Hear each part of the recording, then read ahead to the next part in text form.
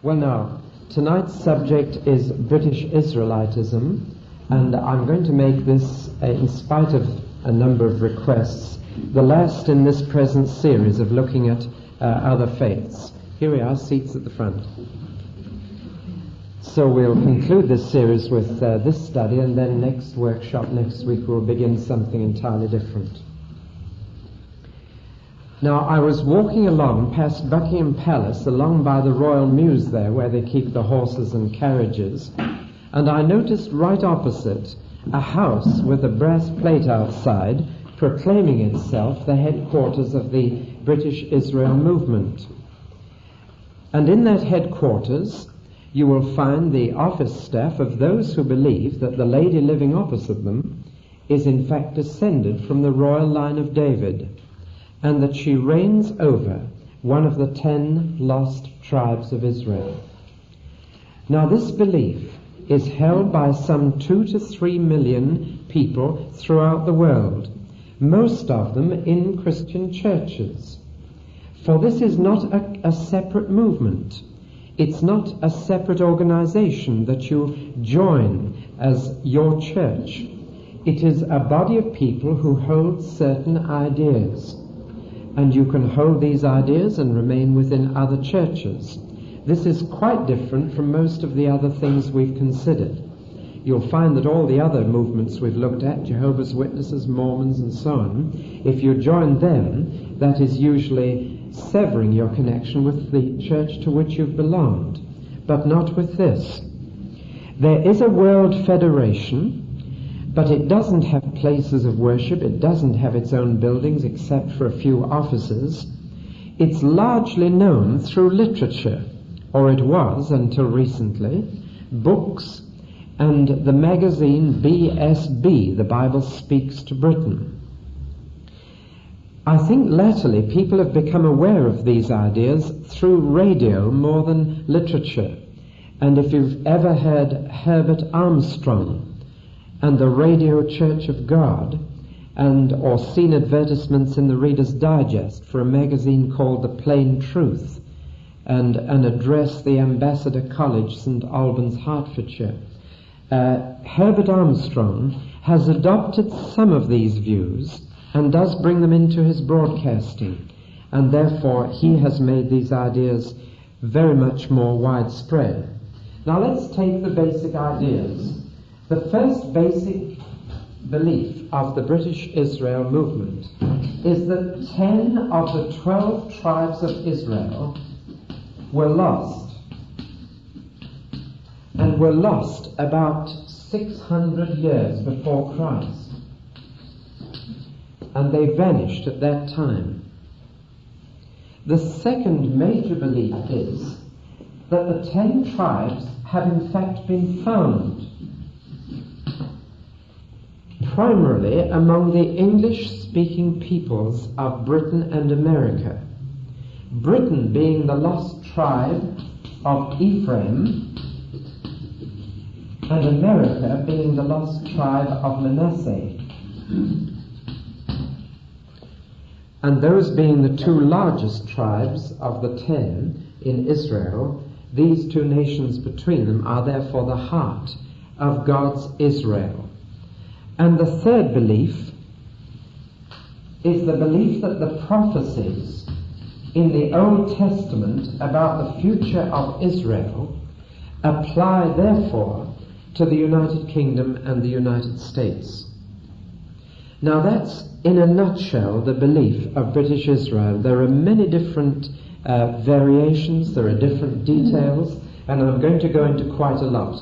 But these are the 3 basic beliefs, and on these a very great deal has been built in the various publications of the British Israelite movement. Now, when did it all begin? I suppose one would have to go back to the year 1590. That's the earliest that we can trace this idea. And it was a Frenchman. Let's get his name spelled right. I don't know how you pronounce it. I'm not very well up in French. Le Loyer? I have no idea. But it was this French magistrate who wrote a book in 1590 called The 10 Lost Tribes Found. And that seems to have been the beginning. In 1723, a Dutchman in Amsterdam took up the same theme, his name Dr. Aberdeen, and he wrote another book. I haven't got his title. Then in 1822, it was taken up by two English brothers, the Richard brothers, and they published a book, The Invasion of England by the Saxons. So it seems to have begun in France, spread to Holland, and reached England about a quarter way through the 19th century, 140, 130 years ago. And since then it has become very prominent in England, and now, of course, has passed to America. So that there's a kind of growth over the last 300 years, 400 years nearly, from Le Loyer's book in France.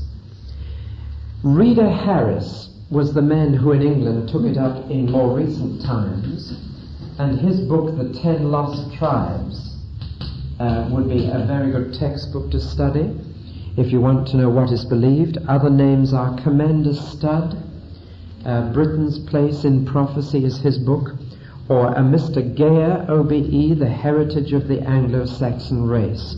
There are other names, Edward Hine, John Wilson, the Reverend Pascoe Gord, and other names which you may well be familiar with. So that's enough about the history of it. You can see the kind of growth. I want to deal specifically with the ideas.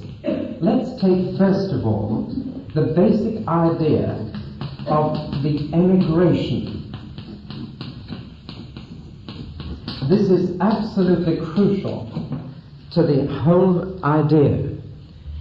It involves the emigration of the 10 lost tribes from the Middle East away through Europe to the west and to England and America. If that took place, then there is good grounds for the rest of the ideas. If it didn't take place, then frankly the whole thing falls to the ground. But it is built on the emigration of those tribes from the Middle East through Europe to America. Now let's look in detail at this emigration. There are two sides to it. The first is, of course, the tribes, how they emigrated, and the second part of it is the monarchy, the royal line. And the two emigrations are quite separate. The tribes are said to come one way, and the monarchy, the royal line, is said to come another way. Quite literally, the tribes are said to come in that kind of direction to England, whereas the royal line came this direction through Spain and Ireland, whereas this came through Russia, Prussia, Germany, and over to Britain. So that while the people came one way, the king came another. So we'll look at these two emigrations and see just what the basic idea is. Now, I'm hoping that you know quite a bit of Old Testament history, but in case you don't, I'm just going to summarize it very briefly. During the three first kings of Israel, Saul, David, and Solomon, they were one people called Israel, composed of 12 different tribes. So during the three reigns of the first three kings, Saul, David, and Solomon, 12 tribes made up one nation which was called Israel. But as soon as Solomon died, there was civil war, and that was the first major step in the breakup of the Jews. And the civil war divided into 10 tribes in the north who kept the name Israel because they were the majority, and 2 tribes in the south who took the name Judah because the biggest of the 2 tribes was Judah. Benjamin was the other little one that stayed in the south. So that in the north you had 10 tribes in the north called Israel. In the south you had 2 tribes under the name of Judah. And the 2 biggest tribes in the north were Ephraim and Manasseh. But they kept the name of Israel because they were the majority. I want you to notice at this stage that the royal line stayed with Judah. It's rather important, this, because Jerusalem was in Judah, and the royal line was of Judah. David was born in Judah, and so the royal line was over there. So the king was there while the majority of the people were here. Actually, the king Rehoboam, who followed Solomon, ruled over the two, but these 10 wanted a king, so they set up their own, a man called Jeroboam. And from then on, through the book of Chronicles, you will find that the history of these two parts is separate. And it's most confusing in the Bible. They jump from one to the other. Now in the 5th year of the king of Israel began so-and-so king of Judah to reign. You've probably waded through the book of Chronicles and you jump from one to the other. And he tries to keep them both going all the way up through history. But he calls them Israel and Judah. And it's Judah that has the royal line. Now, so far, so good. That's all in the Bible. It's all historically confirmed. It's all absolutely true. Now, the next thing that happened was, I need to put captivity. I'm going to put exile.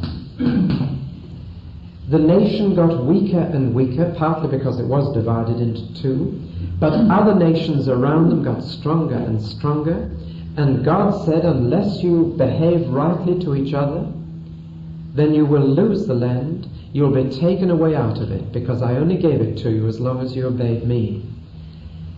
And one nation that got bigger and bigger was the nation of Assyria. And finally, Assyria came. I'm going to give you very approximate dates here. Somewhere around, it was actually 743 they first came, but we'll say about 720 BC they finally dealt with the 10 northern tribes. And Assyria came around that date and took the 10 tribes away to Assyria as slaves, or most of them. A few people managed to escape to the south, but most of the 10 tribes went away off into what is now, what would it be now, Iran or Iraq? Iran, I think. Anyway, in the Mesopotamian basin, the Tigris and Euphrates rivers at the top of the Persian Gulf. So 10 tribes were taken off into slavery. Now the south hung on, Judah and Benjamin, but they were very small. And finally there arose another empire called Babylon that came, and just after, we'll say 600 to be in round terms, it was actually 586 BC they came. So let me just round those off to try and show you there was about a 100-year gap between the two. And then Babylon came, destroyed Jerusalem, and off went the two tribes into exile. Now still, so far, what is in the Bible and what British Israel teaches is identical. But it is at this point that the new teaching comes in. The belief is, in British Israel, that in the year 650 BC, I want you to notice that date, because it's before those people were taken away.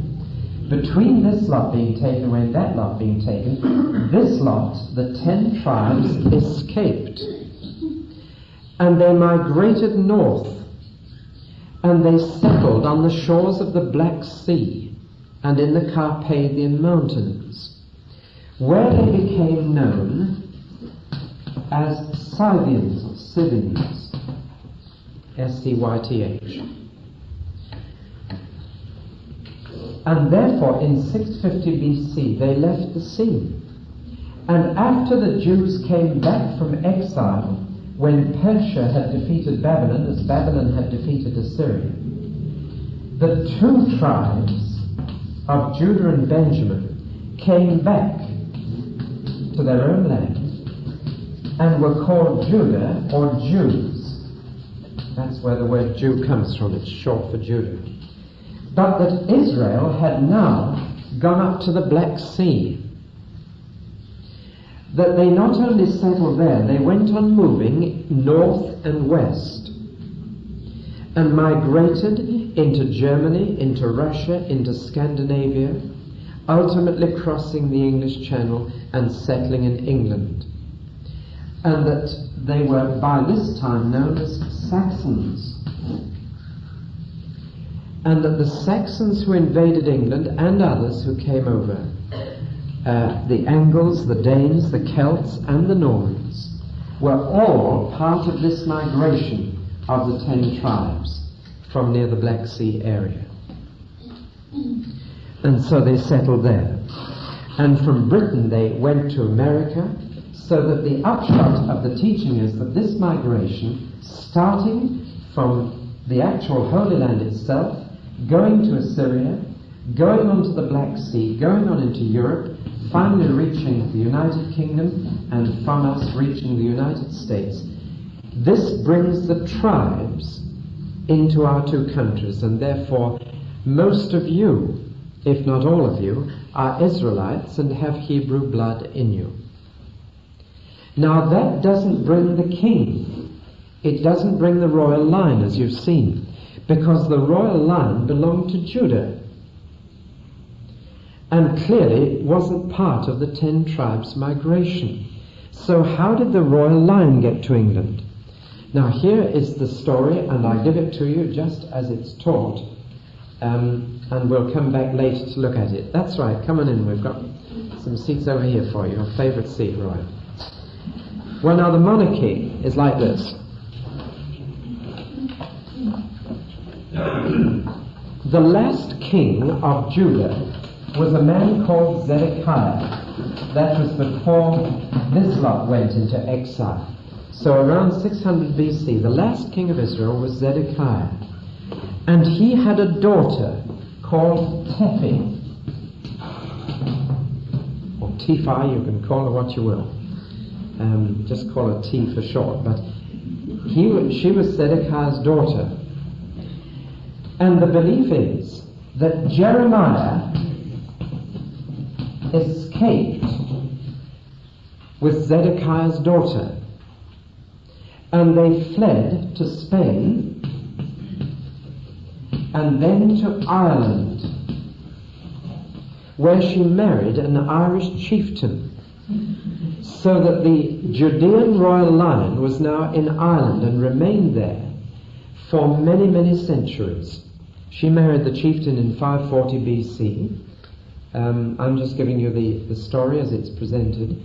And then about the year, let me get the right year, about 400 AD, which is nearly 1,000 years later, this royal line passed over to Scotland to the kings of Argyllshire. And from the kings of Argyll to the kings of Scotland, and from the kings of Scotland to James I of England, and thence to Queen Elizabeth I. But now our Queen is of the House of Windsor, and so is not of the same house as Queen Elizabeth I. How then does she come to be in the royal line? The answer is through a side offshoot through the King of Bohemia, and back through George I into the House of Windsor, so that Queen Elizabeth II, as well as Queen Elizabeth I, is part of the royal line of David. And here comes the last touch to this. Jeremiah and Tephi managed to carry with them one of the stones of Jacob's pillar, which ultimately became the stone of Scone. Right, well, I'm neither Scottish nor French, as you can see. Which is now residing under the throne on which our queens and kings are crowned. So all the fuss about that stone being taken a few years ago was tied up with this and had a few people worried.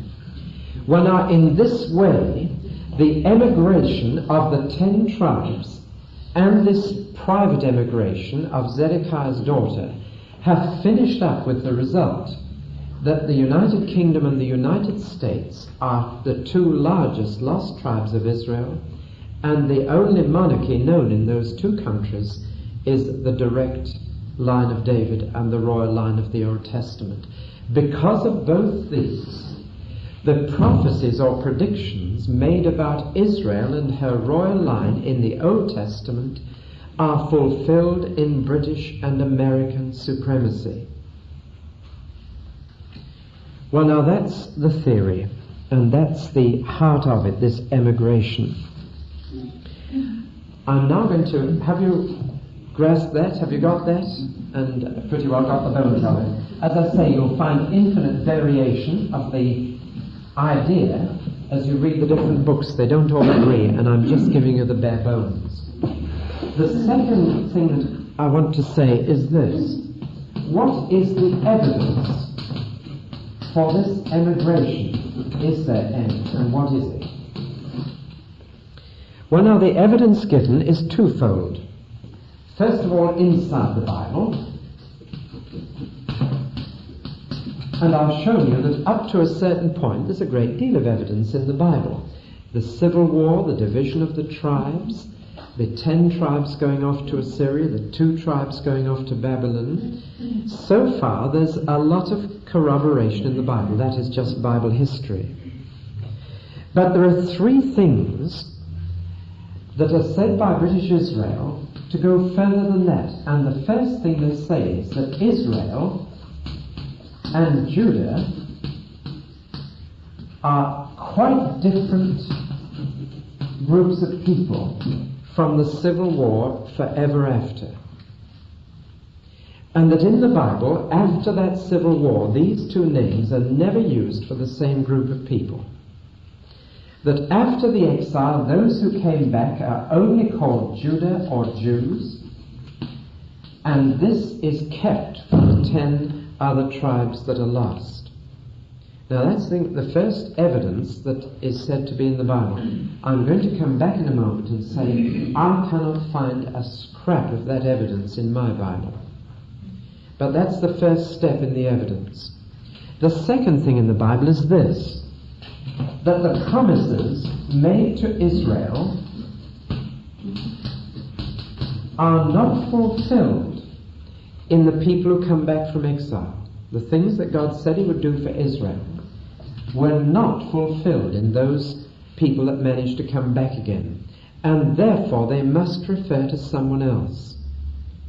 Now again, we'll examine that in a moment, looking at it. But they are fulfilled in the story of the United Kingdom and the United States. Therefore, there is evidence in the Bible that these are the nations that are referred to. Now that's the evidence within the Bible. There are 1 or 2 other minor things, but that's the major evidence. Most of the evidence for this emigration comes from outside the Bible, as you would imagine. Otherwise, people would have found it in the Bible for the last 2,000 years. And it wasn't discovered until 400 years ago. So most of the evidence is outside the Bible, not inside. And here is some of the evidence. In the book of the Apocrypha, which is not the Bible and not the Word of God, and we should never buy a Bible with it in, the New Jerusalem Bible unfortunately has it in, being a Catholic Bible. But the Apocrypha is not the Word of God, and you can't rely on it. In the Apocrypha, in a book called 2 Esdras, which you may have heard of, a man has a dream, and in the dream he dreams that the 10 tribes migrated somewhere called Assyria, and nobody knows where that is, but the guess is that it was in the Carpathians, or at least the British Israelite movement presumes it was in the Carpathian Mountains. But I want to point out that that is just a dream. It has no historical value whatsoever.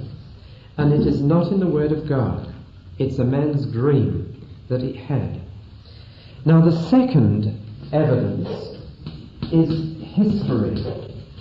And in all of history there is only one statement that can be used, and it's this. A man called Herodotus said that in 650 BC, a group called the Scythians or Scythians settled near the Black Sea, and he didn't know where they came from.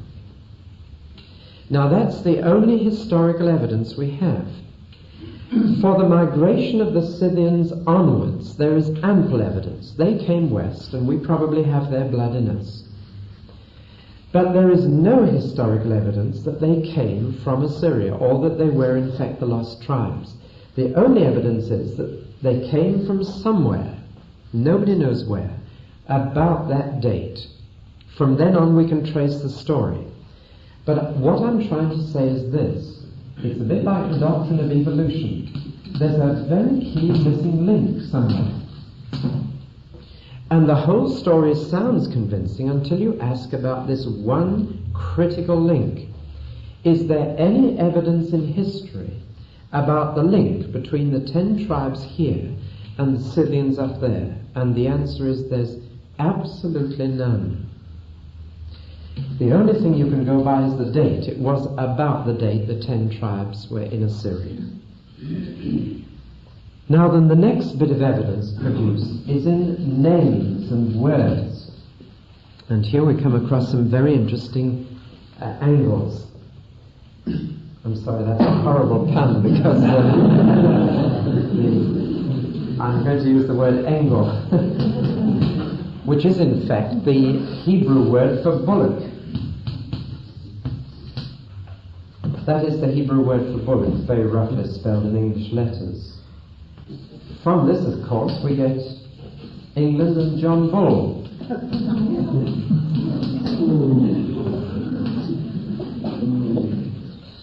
Well, now this is presented in a number of different forms. For example, we have Saxons. What does that mean? Clearly, Isaac's sons. And there are many word links like this. One of the deepest is British, coming from the two Hebrew words, let me get them spelled right.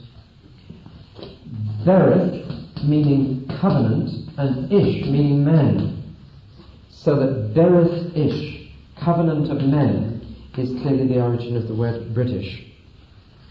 Well, now I could go on some time about this. Dan pops up in Ireland, Gomer is Germany, Togarmah is Turkey, Meshech is Moscow, and so on. Now, quite frankly, these are similar sounds, but there really is no direct connection of meaning. But a number of names like that are used to suggest that there is a connection between the Hebrews and the English. Now, the next bit of evidence used by some British Israelites, but not all, concerns the Great Pyramid. And I've no doubt that you've come across books linking British Israel teaching with the Great Pyramids. Now, I'm sorry, but I find it so difficult to be serious about this because it does become almost ludicrous. It assumes that when the pyramid was built, it was built by Shem, son of Noah, which is certainly not so, and that he used the British inch as his measuring, because the measurements of the pyramid depend on the British measuring system. They depend on inches and a 2-foot rule. Whereas now archaeologists have discovered that the pyramids were built on the ancient Egyptian cubit, which was 20.6 inches.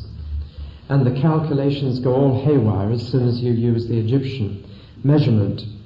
But it was the Astronomer Royal of Scotland, no less a person than the Astronomer Royal of Scotland, a man called Piazzi Smith, who worked out that in fact the Great Pyramid was full of galleries of particular lengths, which was a prophecy in stone predicting certain events. For example, the Great Gallery, the length of it, predicted the date of the beginning and the ending of the First World War. That's the kind of detail that came out. And he worked out a great many details like this and predicted the course of English and American history to quite a degree from it. Some of his predictions were right, some were wildly wrong.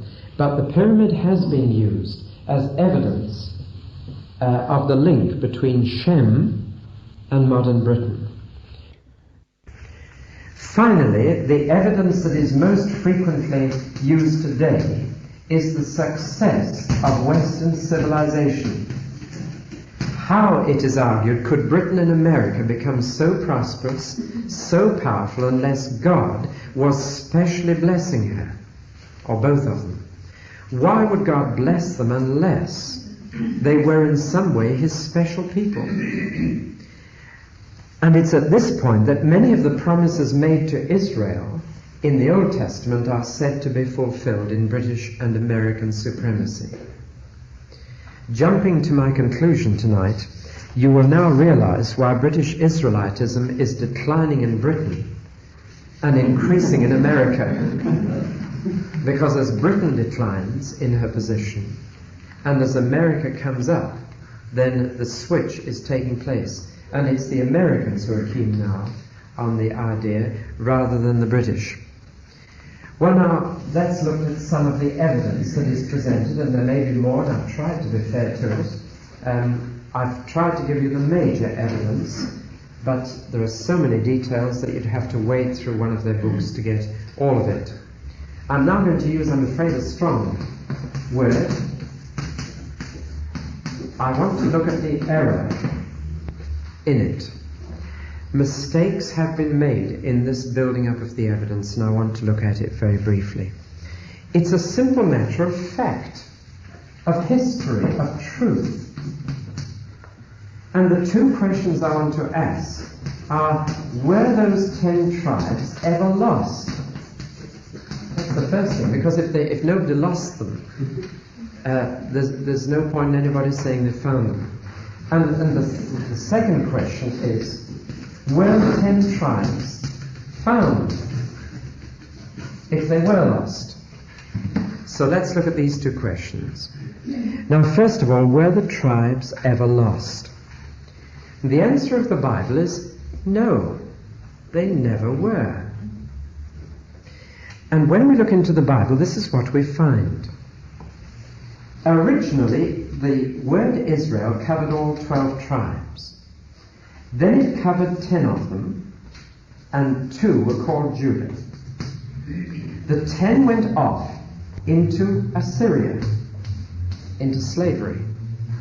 But what many people have overlooked is this. Though the 2 went off to Babylon, Babylon was Assyria. The Babylonians came and conquered the Assyrians and took over all their land and all the people living in it. So that when the 2 were taken into exile, they joined the 10. Now this is so simple and so fundamental that I don't know how anybody ever overlooked it. And there are certain specific statements in the Bible, in at least 5 books in the Bible, that they joined up in exile and joined up again. And that God promised that they would both become one again, and that forever afterwards they would be known as Israel. The whole lot, 12 again. And when we read carefully the book of the prophet Jeremiah, the book of the prophet Ezekiel, the book of the prophet Daniel, and the book of Ezra, and the book of Nehemiah, you find that precisely this happened.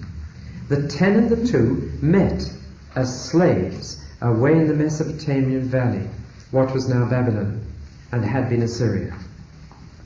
There's one most dramatic story in the book of Jeremiah, where God says to Ezekiel chapter 37, and God says to Ezekiel, take 2 sticks and write on one stick Judah and write on the other stick Israel, and hold them together and they will become one. And then I want you to go and show all the exiles the one stick with the 2 names on it, and tell them, I'm going to take you back to your own country as one people. Now that's only one passage. There are dozens of others. And the interesting thing is this, that when they start coming back, Daniel, the book of Esther is another, you find that they use the terms Israel and Judah and the word Jew quite interchangeably. And that the Bible states that Israel came back from the exile. It wasn't lost. Israel came back. And when they got back in the book of Ezra to Jerusalem, they offered a sacrifice for each of the 12 tribes represented, one for each tribe. So they were all there. Now what is certainly true is this, the majority of the whole 12 tribes didn't come back. Only some of each tribe, the younger men, came back. The rest stayed. and they became known as the Jews of the dispersion.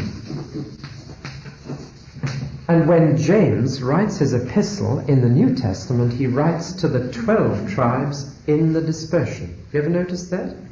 James's epistle is addressed to them, to give them Christian teaching, to the 12 tribes in the dispersion. Now, it's quite clear, not only from the Old Testament, but from the New Testament as well, that all 12 tribes were back again.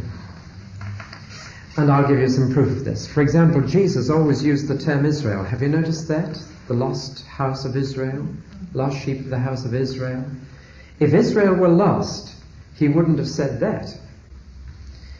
I know it sounds as if he did when he said the lost sheep of Israel, but he was referring to the people living in the land as the lost sheep of Israel. Furthermore, do you remember when Jesus was a baby and taken into the temple? His parents were met by Anna the prophetess. Do you remember her? And it says she was of the tribe of Asher. Did you ever notice that?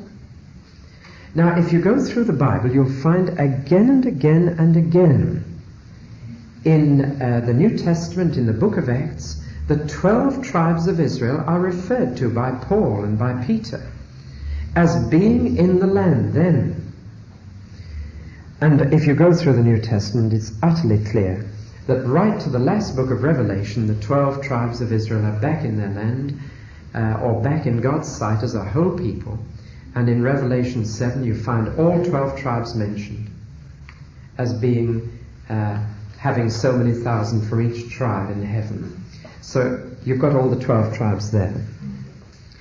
Indeed, one of the prophecies about our Lord's birth is that out of Bethlehem, one of the least cities of Judah, would come the prince to rule over my people Israel. So you've got the Israel and Judah tied up together, the same thing. Well, now that's the New Testament evidence. And if we say that the prophecies to Israel were not fulfilled when the people came back, the answer is partly that they are still to be fulfilled in the future, and partly that many of those promises were conditional, that only if they did certain things would they be fulfilled, and they didn't do them. So there's really no problem. The answer is, when we study the Bible, the 12 tribes were never lost, and they're still there all the way through the New Testament in their own land. Now, it is true, as I've said, that there were still most of them dispersed all over, but they still came to Jerusalem once a year at least for the Passover or Pentecost. They came from all parts of the earth, did the Jews. And as late as 100 AD, a historian called Josephus says that most of the 12 tribes were still living by the Euphrates River. And yet, according to British Israelite teaching, they left there 750 years before that. But as late as 100 AD, we've got historical evidence that many of the 12 tribes were still by the Euphrates, though many were back in their own land. So the first question is answered. The tribes were never lost,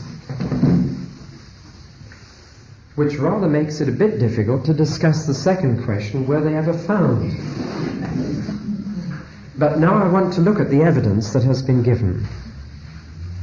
Take first the evidence of history, and I've told you what is the truth, that there is ample evidence for the Scythians migrating to the west, but there is none for the gap between Assyria and the Black Sea. The missing link is just not there, so that there is really no historical evidence at all, and no historian of any competence has ever believed this missing link. Now, what about the evidence of philology? In simple terms, language. Naturally, if the Scythians were Hebrews, you would expect some trace of the Hebrew language in their language. There is absolutely none. And as far back as you go with the Scythians, there is no similarity whatsoever between the Hebrew language and the Scythian language. Now, it's impossible for a language to disappear in the same people. Absolutely impossible. There are bound to be some traces, but there are none. What about physiognomy, or appearance? You know, whether you've got fair or dark hair. The Scythians are all fair-haired, blue-eyed, tall, and very typical Norsemen. But the Hebrew race is quite different. Now, I know that when I was in Israel, quite a number came up to me and said, "You are one of us?" And I said, "Well, no, I'm sorry, I'm not." And I said, "Well, it's the nose that runs in the family." But no, I'm much more typical a Scythian. And in fact, the typical Hebrew is dark hair, thick-set, swarthy, and short. Now, this change from the Hebrews to the Scythians is just inexplicable. Take another thing, graphology or writing. Now, I'll tell you one thing that never happens in human history, and it's this. If someone writes from right to left, they never change and write from left to right. You can change your hands, but never in the whole course of history has anybody changed the direction of writing. Don't know if you knew this. Well, the Chinese write this way or that way, and the Hebrews write that way. All the Scythians write that way. Now, since it has never happened, and there can be no conceivable reason for it happening, it seems again the missing link is just too missing. It's too big a gap. Or take sociology, for example, the customs of people. Now, customs survive hundreds of years. I go into a businessman's office last week and he says, "Touch wood, I'm feeling fine." And he's doing something that was done 1,500 years ago, touching the cross. He doesn't know why he's doing it. Customs survive, and yet none of the Hebrew customs have survived among the Scythians at all. What about archaeology? Has that discovered anything? Well, the pyramids, I've told you, they've discovered they weren't on the British Inch at all. Not that anybody expected they were. But the stone of Scone, whatever stone it is, wherever it came from, has been analysed, and it's good Scottish sandstone. And it certainly has no counterpart in the area of Bethel in the Middle East. It's Scottish sandstone. And however much we may like to romanticize it, it's just a lump of Scotland in England. Now then, Robert Browning read this whole story of the migration, and he wrote a very naughty poem, and since I'm not entirely sanctified, I'm going to read it.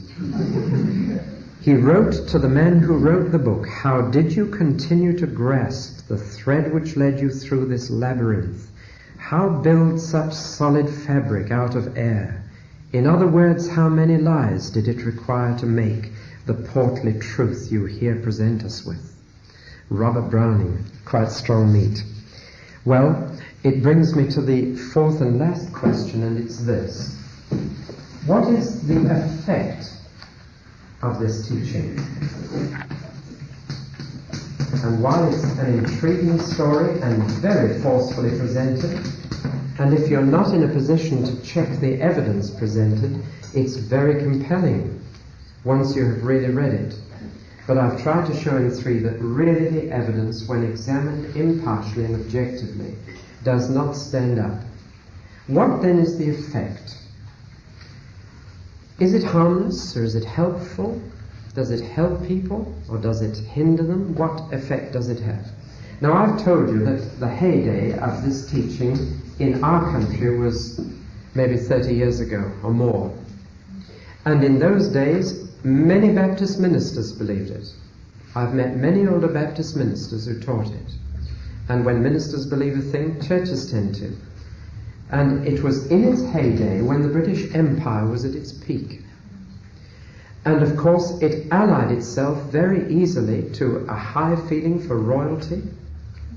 When so many crowned heads of Europe were falling, to believe that your own would stand because it was in fact the royal line of David, helped tremendously when the British Empire was at its peak and began to have its difficulties. And I think one of the motives for holding it was to believe that the British Empire was somehow God's special empire and would last. But it's in fairly rapid decline now. Better education of young people has made them demand better evidence. And young people can't be fooled nowadays. You've really got to give them absolute evidence or they tell you to your face, rubbish. And so there is the demand for better evidence. Above all, I would say that in this country, the revival of Israel as a nation has raised serious doubts in many people's minds about prophecy.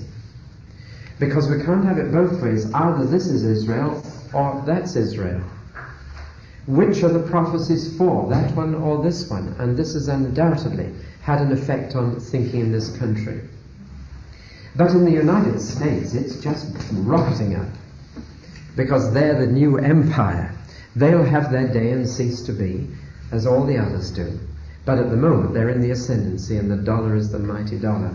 They're just beginning to have their problems now. But Herbert Armstrong and many other teachers are now pouring it out over the air in magazines like The Plain Truth, and just pouring it out to millions and millions of people. And so the United States is really sweeping. And I have the feeling that most people in Britain who pick this up today pick it up from the Americans, rather than as formerly from British teachers. Well, now what effect has it? Is it harmful? I've told you that I've got to be quite frank, and I hope I'm not sort of offending or treading on corns. I've got to be as honest with you as you would be with me. I do believe it is wrong, and that there is a missing link which would have to be proved before you dare to teach this. And for other reasons, I don't believe the missing link will ever be found. If it is wrong, is it harmful? Or is it an idea that simply is interesting for a person to hold and to dig into and to read about if they wish?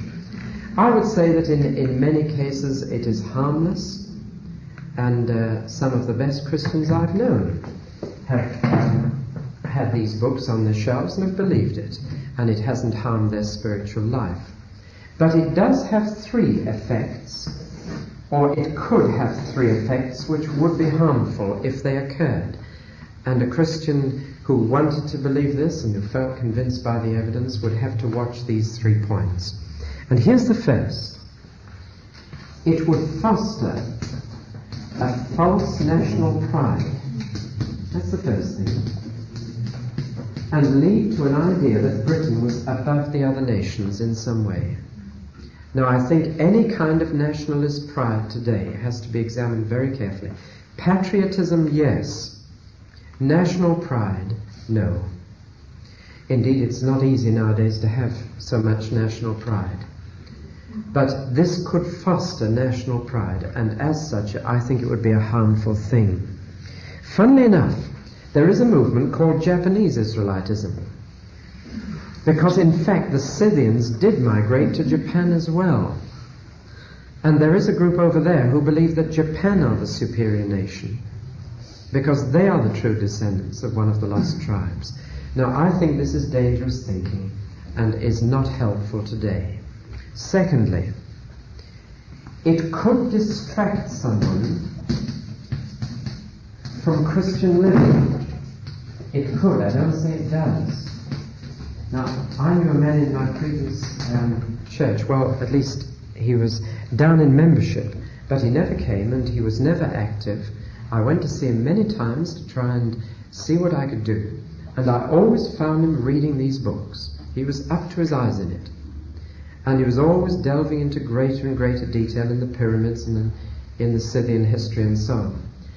And I will only give it as my conviction that if a man is not practicing his Christian faith in fellowship in other ways, British Israelitism doesn't produce holiness or evangelism.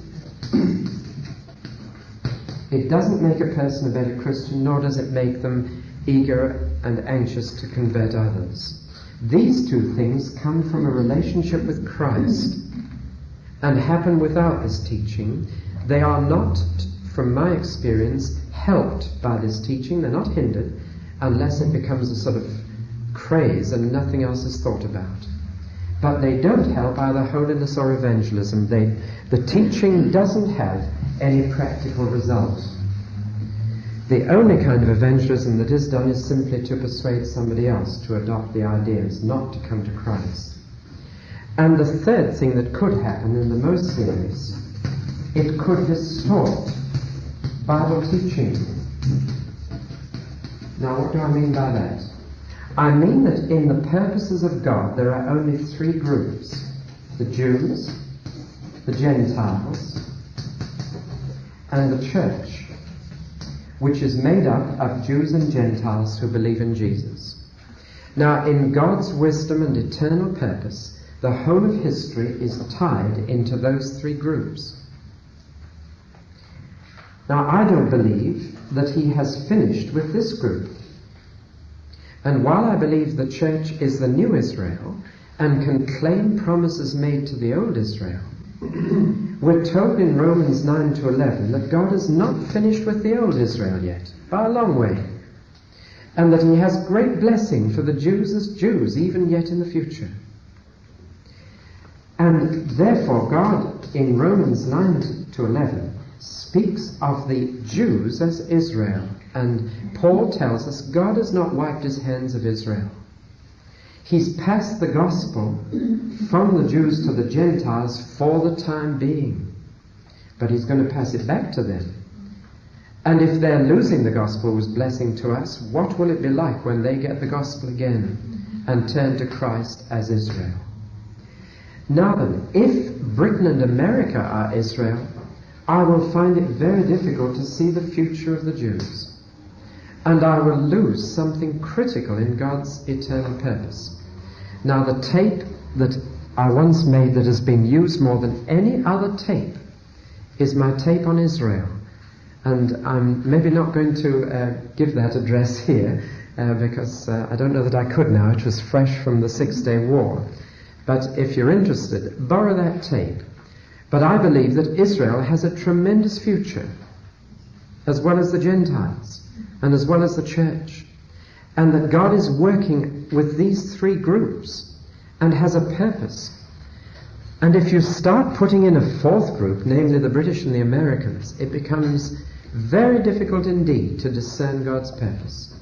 And I think a distortion could come at this point, and you could lose God's future for Israel as Israel by getting tied up with the British and American people. Now, I know British Israelites in whom none of these three dangers have occurred. But I think there are three possibilities, because I have met British Israelites in whom they had occurred. So that it will depend on their other factors in their Christian life. Well, now there it is. That's British Israel itself, and I finish by saying this. Once again, I'm impressed with the fact that we should let the Bible speak for itself, by itself, and interpret itself. And that once again, as soon as you start taking ground for teaching and belief from outside the Bible, whether it's the pyramids or Joseph Smith's Book of Mormon or Mary Baker Eddy's Science and Health, as soon as you go outside the Bible and add something else to the Bible, you finish up with an unusual creed.